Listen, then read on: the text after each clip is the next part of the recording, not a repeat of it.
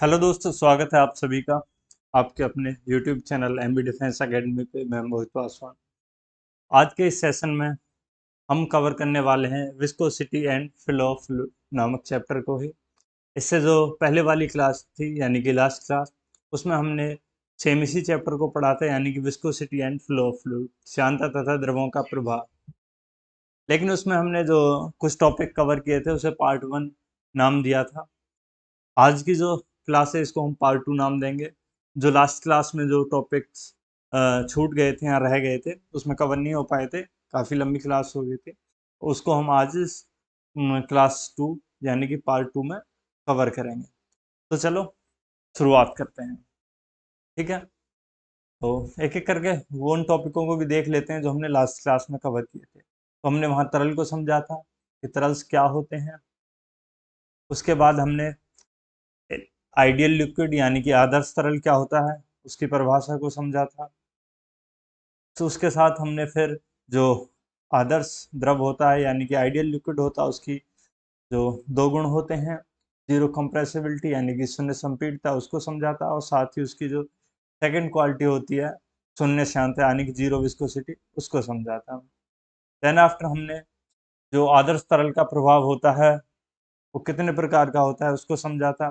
पहला था आपका धारा रेखीय प्रवाह यानी कि स्ट्रीमलाइन फ्लो, और दूसरा था आपका टर्बुलेंट फ्लो यानी कि विक्षुब्ध प्रवाह। ठीक है, हमने उन दोनों को समझा था और उसी में हमने एक क्रिटिकल वेलोसिटी यानी क्रांतिक वेग को भी समझा था। तो आपको ये सारे टॉपिक देख के भी मेमोराइज हो रहा है। अगर आपने लास्ट वाली क्लास नहीं देखी है तो सबसे पहले आप लास्ट वाली क्लास को देखें, तभी आगे की चीज़ें आपकी समझ में आएंगी, पार्ट 2 वाली।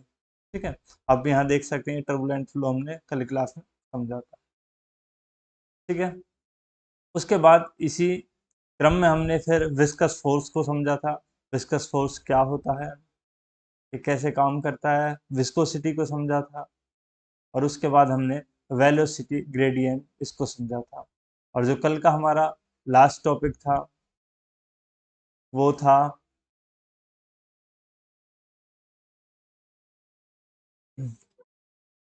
वो भी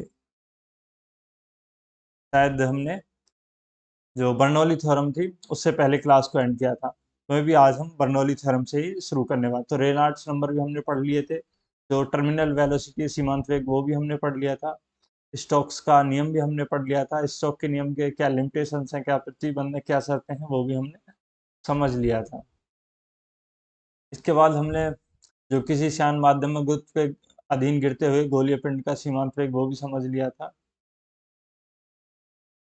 ठीक है, तो जो कल का हमारा लास्ट टॉपिक था वो ये था कि द्रवों के बहने का अविरतता सिद्धांत यानी कि सातत्य समीकरण। ठीक है, इक्वेशन ऑफ कंटिन्यूटी, ये हमने समझा था। तो यही था कल का लास्ट टॉपिक। तो आज हम शुरुआत करेंगे मोस्ट इम्पोर्टेंट पॉइंट से, वो है बर्नौली का प्रमेय यानी कि बर्नौली की थ्योरम, थ्योरम ऑफ बर्नौली।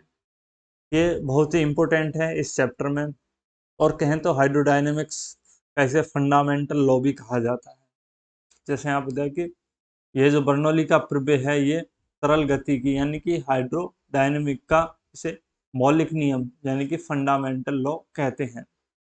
यह तरल गति में ऊर्जा के संरक्षण के सिद्धांत पर आधारित है। इसका मतलब यह है कि जो बर्नौली की थ्योरम है वो जो एनर्जी कंजर्वेशन की थ्योरी है उस पर बेस्ड है। जो ये नियम है या ये थ्योरी है इसको सर्वप्रथम डेनियल बर्नौली ने सन 1738 सन 1738 में लोगों के सामने उजागर किया था यानी कि प्रतिपादित किया था। इसके अनुसार किसी असंपीड्य एवं अश्यान तरल के, ठीक है, अगर कहीं असंपीड्य एवं अश्यान तरल आ रहा है तो उसका मतलब है यहाँ आदर्श तरल यानी कि आदर्श द्रव की बात की जा रही है। ठीक है, आइडियल लिक्विड की बात। और उसके धारा रेखीय प्रवाह यानी कि स्ट्रीमलाइन फ्लो में प्रवाह नली की प्रत्येक काट पर तरल के प्रति एकांक द्रव्यमान अथवा प्रति एकांक आयतन की जो स्थितिज ऊर्जा रहती है यानी कि पोटेंशियल एनर्जी, प्लस उसकी जो काइनेटिक एनर्जी होती है और उसकी साथ में प्रेशर का जो कुल योग है, अगर उसको तो वो क्या रहता है, वो अचर रहता है, यानी कि वो कांस्टेंट होता है, वो बदलता नहीं है, वो नियत रहता है। अगर हम इसी को इक्वेशन के फॉर्म में देखें तो यहाँ पे लिखा है P plus rho g h, ये हो गया आपका स्थितिज ऊर्जा, और plus half rho v square, ये हो गया आपका गतिज ऊर्जा।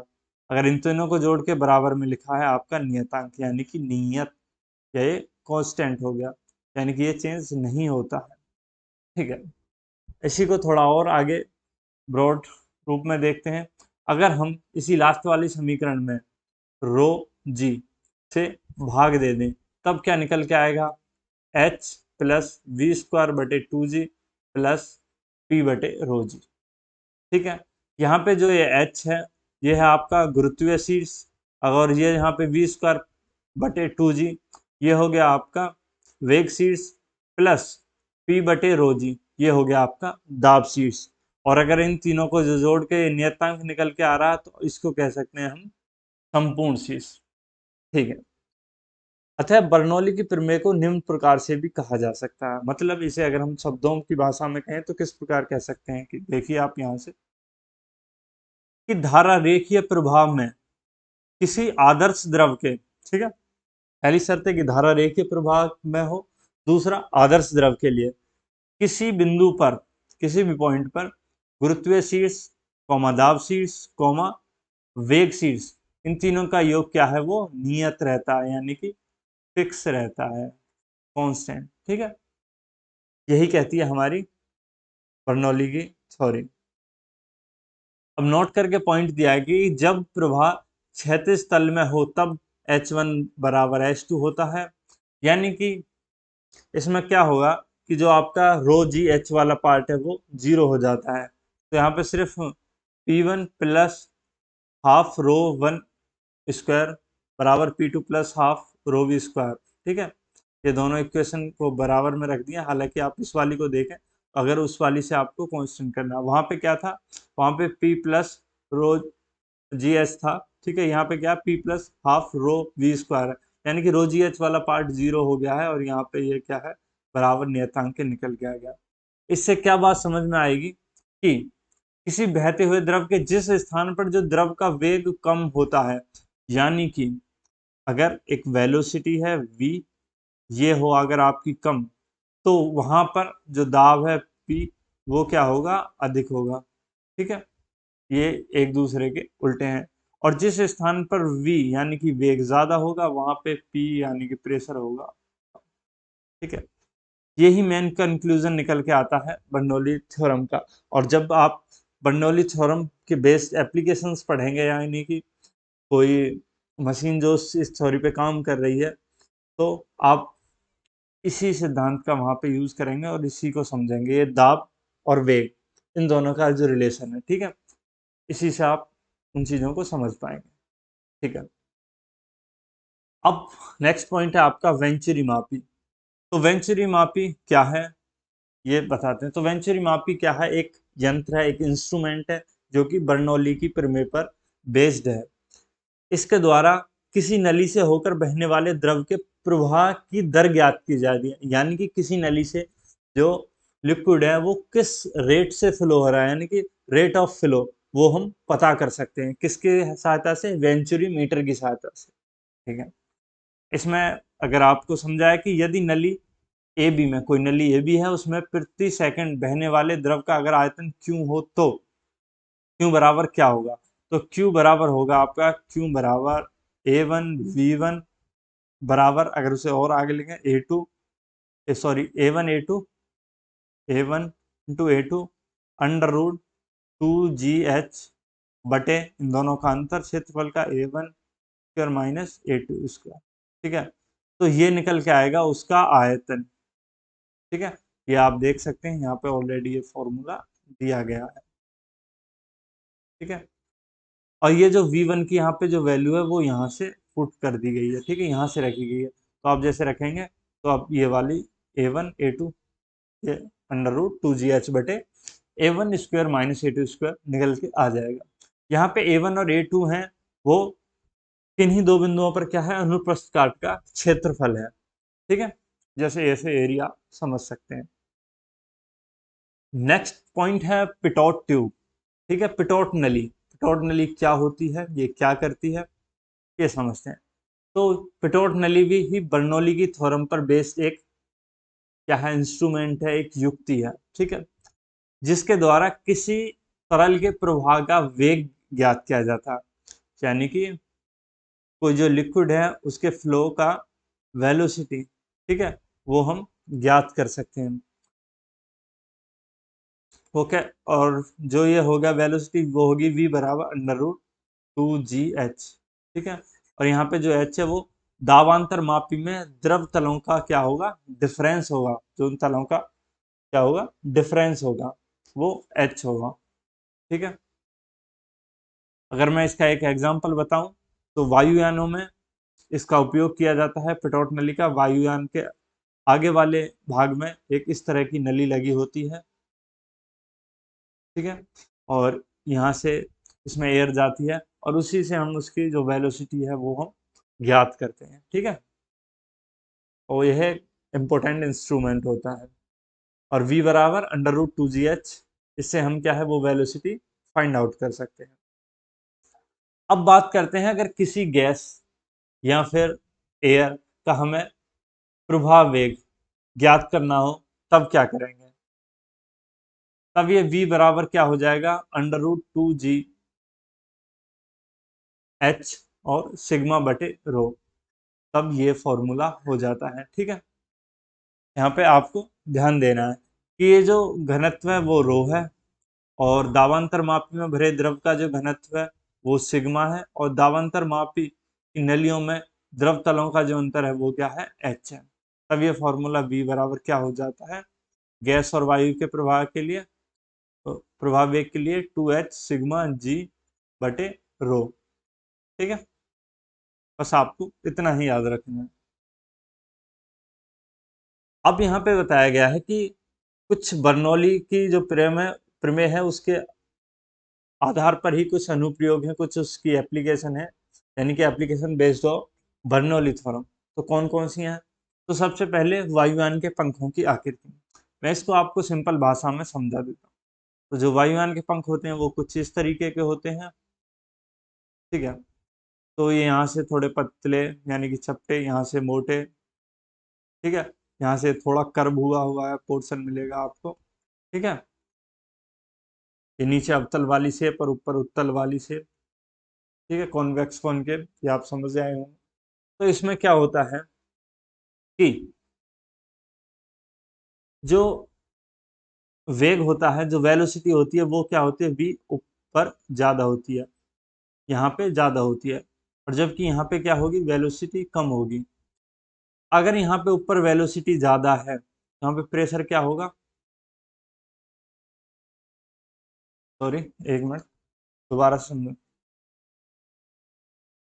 ठीक है, इस तरीके से ये इसके प्लेन होंगे। ठीक है, ये ऊपर की शेप उत्तल टाइप की होगी, ठीक है, उभरी हुई, और नीचे कर्व है अवतल शेप। ठीक है, यहाँ पे इसकी क्या होगी, थोड़ी मोटाई होगी, और यहाँ पे चपटी होगी। ठीक है, ये थोड़ा गोलाई सी दी होती है। अब इसमें क्या है कि जो पंख के ऊपरी तल के वायु का वेग नीचे के तल के वायु के वेग से अधिक होता है, यानी कि जो पंख का ऊपर का ये पार्ट है, इसमें क्या है, जो वायु का वेग है जो v है वो क्या होगा, ज्यादा होगा, और जबकि नीचे के तल के वायु का वेग क्या होगा, इसके कंपैरिजन में कम होगा। अगर यहाँ पे ऊपर वाले में वायु का वेग ज्यादा है तो यहाँ का जो प्रेशर है वो क्या होगा, वो कम होगा, ऊपर प्रेशर कम होगा, और जबकि नीचे क्या है, वायु का वेग कम है तो प्रेशर ज्यादा होगा। जब ये प्रेशर ज्यादा होगा तब यहाँ क्या होगा, यही लिफ्ट का काम करेगा, यहीं से क्या है, ऊपर की ओर लिफ्ट मिलेगी, और वायुयान इसी कॉन्सेप्ट पे काम करता हुआ हवा में लिफ्ट कर जाता है, यानी कि उठ जाता है। ठीक है, यही जो दाबों का अंतर है, यानी कि ये ऊपर का जो दाब है पी, अगर इसको हम पी यू दे दें और पी एल लोअर दे दें, ठीक है, तो इनका जो डिफरेंस होता है वही लिफ्ट का काम करता है, वही लिफ्टिंग फोर्स क्रिएट करता है। आई होप ये बात आपको समझ में आ गई हो कि नीचे जो विंग होते हैं, जो पंख होते हैं, उनके नीचे प्रेशर ज़्यादा हो जाता है और ऊपर प्रेशर कम होता है। तो नीचे प्रेशर ज़्यादा होता है तो उसी की सहायता से परिवहन उठ जाता है। सेम इसी कॉन्सेप्ट पर बेस्ड है आपका कणित्र यानी कि एटोमाइजर।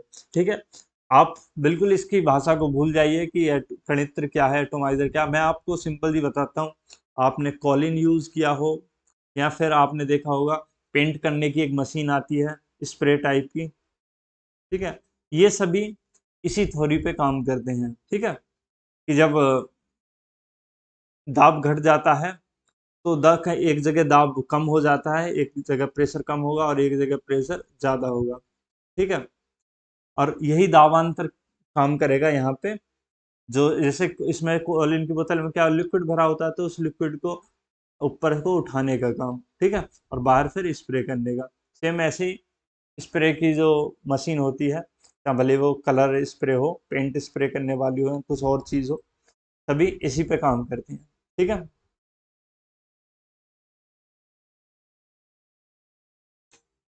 अब बात करते हैं हम द्रव का बहिस्राव वेग यानी कि velocity of flux of a liquid. ठीक है, जो द्रव बह रहा है तो वो किस वेलोसिटी से बहेगा, इसको हम समझेंगे। ठीक है, ये इंटरेस्टिंग कॉन्सेप्ट है।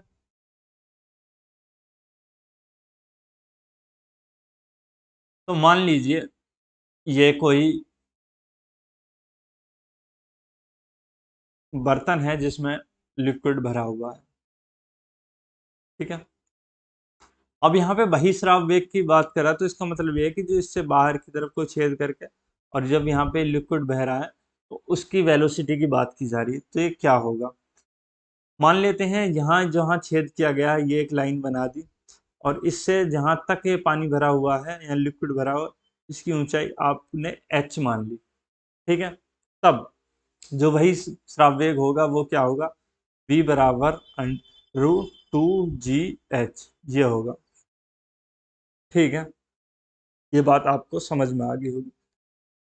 इससे रिलेटेड कुछ और इन्फॉर्मेशन दी हुई है कि इस सूत्र की स्थापना सर्वप्रथम 1644 में टोरी शैली, किसने की थी, टोरी शैली नामक वैज्ञानिक थे, उन्होंने की थी, इसलिए इसे टोरी शैली का प्रमेय भी कहते हैं। तो अगर आपसे पूछ ले कि टोरी शैली का प्रमेय क्या है तो आप इसे मार्क करेंगे। अब इसको समझाया है कि यदि कोई पिंड h ऊंचाई से स्वतंत्रता पूर्वक छोड़ी जाए। ठीक है, ये इसी h ऊंचाई से और ये फ्लूइड स्वतंत्रता पूर्वक छोड़ा जा रहा है जो यहाँ इसी छिद्र से निकल के बाहर आ रहा है। ठीक है, तब जो u होता है वो क्या होगा आपका, u हो जाएगा आपका 0। और हमें इक्वेशन पता ही है गति के, v बराबर यू स्क्वायर प्लस 2gh, क्योंकि अंडर ग्रेविटेशन है तो 2as की जगह 2gh वाला लगेगा। अब यहाँ पे u की वैल्यू अगर हम 0 रखेंगे तो v स्क्वायर बराबर 2gh आएगा और तब v निकालेंगे तो v बराबर √2gh। ठीक है, ये निकल के आ जाएगा। अतः किसी छेद से किसी द्रव के बहिस्राव का वेग उस वेग के बराबर होता है जो कि द्रव अपने स्वतंत्र तल से छिद्र तक स्वतंत्रता पूर्वक गिरने से प्राप्त कर लेता है। यानी कि जैसे अगर हम इस तरीके से समझें, ये यहाँ पे छिद्र है और ये यहाँ से फ्लूइड गिर रहा है और ये यहाँ से इस छिद्र से और यहाँ तक मान लो लिक्विड भरा हुआ है, इसकी जो ऊंचाई है वो कितनी है, वो h है। क्या है इसकी ऊंचाई, h। तो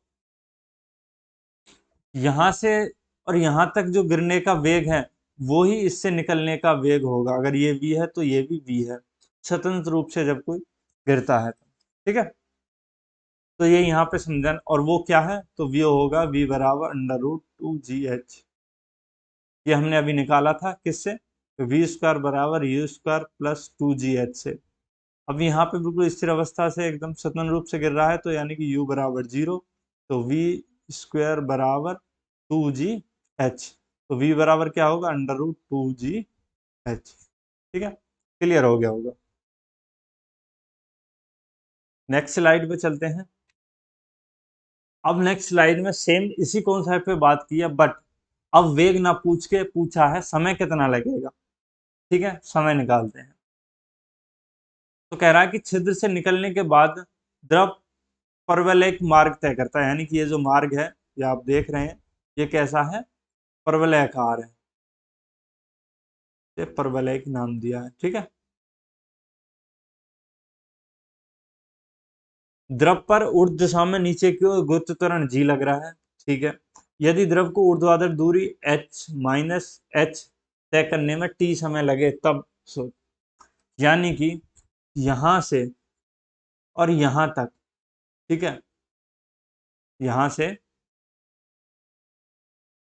एक मिनट नहीं,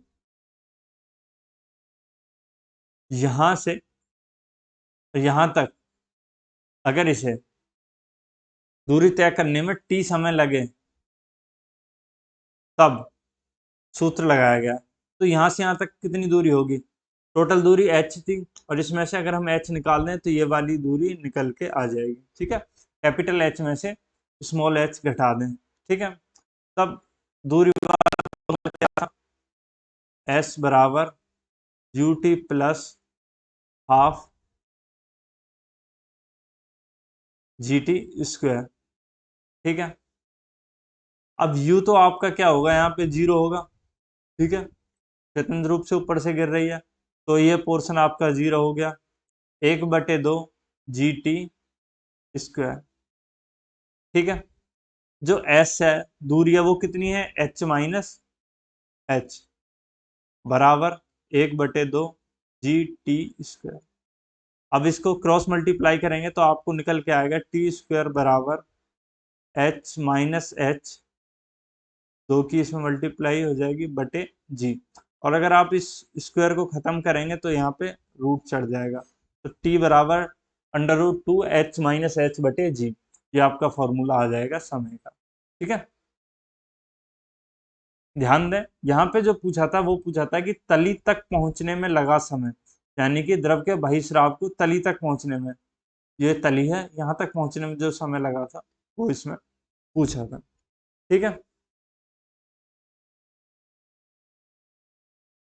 कहाँ से, यहाँ से। अगर अब भी आपकी समझ में नहीं आया हो तो मैं दोबारा बता देना चाहता हूँ कि इस कंटेनर में भरा हुआ था, यहाँ से पानी गिर रहा था। ठीक है, तो यहाँ से, और ये जो तली है, यहाँ तक इसे गिनने में टी समय लगा, ये समय वही सेम समय है जो यहाँ से यहाँ तक द्रव को आने में लगेगा। ठीक है, तो ये क्लियर हो गया होगा। सेम ऐसे ही जो वेलोसिटी थी वो भी वही थी, जो अंदर जो द्रव को आने में लगा सेम वही, जो अंदर के द्रव की थी सेम वही बाहर के द्रव की होगी, क्या, v बराबर √2gh। नेक्स्ट स्लाइड देखते हैं। अब कह रहा है कि द्रव द्वारा क्षैतिज दिशा में तय की गई दूरी। ठीक है, हम इस थ्योरी की तरफ बिल्कुल ध्यान नहीं देंगे, हम सिंपल अपनी समझेंगे। ठीक है, जब क्षैतिज दिशा की बात हो रही है तो उसमें क्या होगा, त्वरण क्या होगा, शून्य हो जाएगा आपका। ठीक है, त्वरण शून्य होगा। शून्य क्यों होगा, क्योंकि जी क्षैतिज दिशा में 0 ही होगा, ये सिर्फ ऊर्ध्वाधर कंडीशन में ही काम करता है। ठीक है, और हम यहाँ बात कर रहे हैं क्षैतिज दिशा में तय की गई दूरी। ठीक है, जी क्या होगा, वो ऊर्ध्वाधर में जब ऊपर नीचे की बात हो, लेकिन ये क्षैतिज की बात हो, यानी कि साइडवेज। ओके, क्लियर हुआ। जब ऐसी कंडीशन होती है तो हम जानते हैं कि दूरी का हम सीधा फॉर्मूला लगा सकते हैं, दूरी बराबर चाल या वेग। ठीक है, अगर यहाँ पे बात करिए तो क्षैतिज वेग की ही करेंगे गुणा समय। ठीक है, सिंपल है। अगर ये भी आपको क्लियर नहीं हो रहा हो पॉइंट, तो आप दूसरा लगा सकते हैं, s बराबर U T plus half G T square. लेकिन जब साइडवेज की बात आ रही है तो जी की वैल्यू 0 हो गई यहाँ पे। ठीक है, तब s बराबर यू टी आ जाएगा, सीधा ये वाला पोर्शन आपका 0 हो जाएगा। s क्या है, दूरी, और u क्या है, जो वेग है या चाल है, और ये t समय, तो वही फॉर्मूला निकल के आ गया। अभी हमने लास्ट जो 2 पॉइंट समझे थे वहां पे वेग समझा था और दूसरे में समय समझा था। तो s यानी कि दूरी बराबर वेग क्या आया था, तो वेग आया था आपका √2gh। ठीक है। और जो समय निकल के आया था वो कितना आया था, तो वो आया था √2 कैपिटल H माइनस H बटे G, ठीक है। तो ये फॉर्मूला निकल के आया था। अगर इसको फर्दर सॉल्व करते हैं तो दूरी, चली दूरी बराबर कितना आएगा 2, क्योंकि ये √2 यहाँ भी है और √2 है तो ये 2 बाहर आ जाएगा और अंदर क्या बचेगा, देखो G से G कैंसिल हो जाएगा तो ये बचेगा स्मॉल h माइनस h, ठीक है। तो ये आएगी आपकी 36 दूरी कितनी तय होगी वो, ठीक है। इसके साथ एक पॉइंट दिया गया है, उसको जरूर आप ध्यान दे लें। भले आपको ये कॉन्सेप्ट इतना लेंथी तो नहीं पूछता, बट इस पे क्वेश्चन किस तरीके का आएगा वो मैं आपको बता। तो इस पे क्वेश्चन इस तरीके का आएगा, जैसे यहाँ पे नोट करके एक पॉइंट दिया है, ठीक है, कि यदि छिद्र टंकी की दीवार के ठीक बीच में होगा तब द्रव की धारा सबसे अधिक दूर गिरेगी। समझे आप? यानी कि टंकी में द्रव की कुल ऊंचाई के बराबर दूरी पर गिरेगा, यानी कि टंकी में द्रव की जितनी ऊंचाई है उतनी पर गिरेगा। समझते हैं, ठीक है, अगर आप कंफ्यूजन हो गए, कंफ्यूजन में चले गए तो।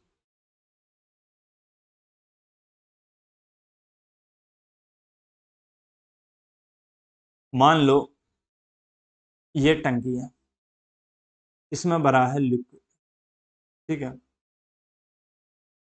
प्रश्न पूछेगा कि टंकी में छेद कहाँ किया जाए कि जो अधिकतम दूरी तक, अधिकतम क्षैतिज दूरी तय करे जो तरल है। अगर ये बीचों बीच में छेद कर दिया जाए और ये मान लो इसमें h ऊंचाई तक जल भरा हुआ है, ठीक है, तो यहाँ से जो फ्लूइड गिरेगा वो h दूरी ही तय करेगा, कितनी, h, और यही सबसे मैक्सिमम होगी। तो छेद कहाँ होना चाहिए, तो छेद बीचों बीच में होना चाहिए, ठीक है, मध्य में। लेकिन ये सिर्फ अगर तब आपसे क्या पूछे, क्षैतिज दूरी के संदर्भ में पूछे तभी होना है। अगर आपसे वेग पूछ ले तब आपको दूसरा फॉर्मूला अप्लाई करना है। हालांकि इसके क्वेश्चंस आपको मिलेंगे जब हम क्वेश्चन आंसर की प्रैक्टिस करेंगे, तो वहां पे और आप ध्यान देना, ठीक है। नेक्स्ट पॉइंट है आपका पॉइज़ली का समीकरण, ठीक है। क्या कहता है इक्वेशन ऑफ पॉइज़ली, इसको हम समझते हैं। तो पॉइज ने केस नलियों से होकर, केस नलियां क्या होती हैं, जो पतली पतली नलियां होती हैं उनको हम क्या कहते हैं, केस नली कहते हैं।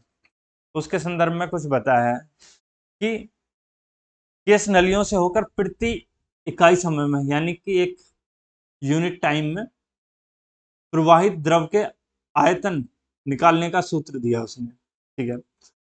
पॉइजली ने क्या है, आयतन निकालने का सूत्र दिया। तो इसने क्या क्या बताया कि ये किस किस चीज पे डिपेंड करता है, वॉल्यूम, ठीक है। तो जो V है वो डिपेंड करेगा किस पे, दाब पे, P पे। साथ ही दूसरा पॉइंट बताया उसने कि जो V है वो दाब डिपेंड करेगा, जो उसकी केस नली है उसकी त्रिज्या की घात 4 के अनुक्रमानुपात होगी। थर्ड पॉइंट दिया उसने, मैं इसको पॉइंट नंबर दे देता हूँ,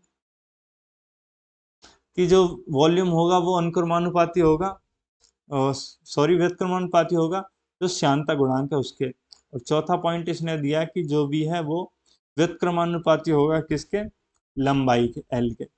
अगर हम इन चारों को मिला दें तो V अनुक्रमानुपाती ये निकल के आएगा आपका P r² बटे ईटा L, ठीक है। अगर हम इसको इस अनुक्रमानुपाती वाले प्रोपोर्शनल वाले साइन को हटा के बराबर का साइन यूज करते हैं तो यहाँ पे नियतांक आ जाता है क्या, K, और K बराबर V बराबर K P r⁴ बटे ईटा L, ठीक है। और ये जो K की वैल्यू होती है तो K बराबर होता है आपका π/8, ठीक है। तो ये आपका फॉर्मूला निकल के आता है किससे, पॉइज़ली की समीकरण से।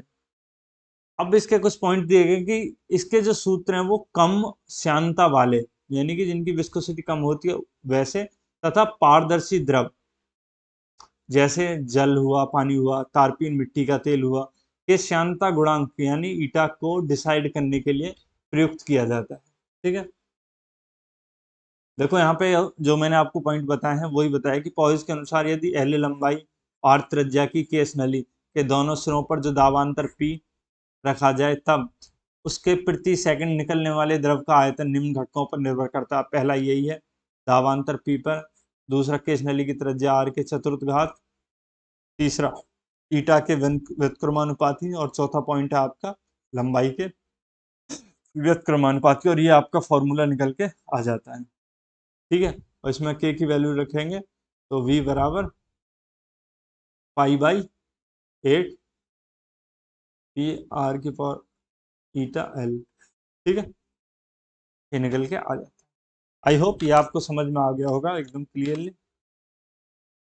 ठीक है, तो यही थे बस आज की क्लास में जितने भी सारे पॉइंट। तो यहाँ पे आपकी क्लास आज कंप्लीट हो गई है। अब बात करेंगे हम कल की क्लास की, यानी कि जो आपकी नेक्स्ट क्लास होगी उसमें हम इससे रिलेटेड जितने भी मोस्ट इम्पोर्टेंट प्रश्न होंगे उनको हल करेंगे, जो भी कॉन्सेप्चुअल बेस होंगे, जो भी एनडीए या एयरफोर्स, एक्स ग्रुप और नेवी, इसके रिगार्डिंग जो भी महत्वपूर्ण प्रश्न होंगे उनकी हम प्रैक्टिस करेंगे। ठीक है, तो फिर मिलते हैं कल के सेशन में, तब तक के लिए बाय बाय, जय हिंद।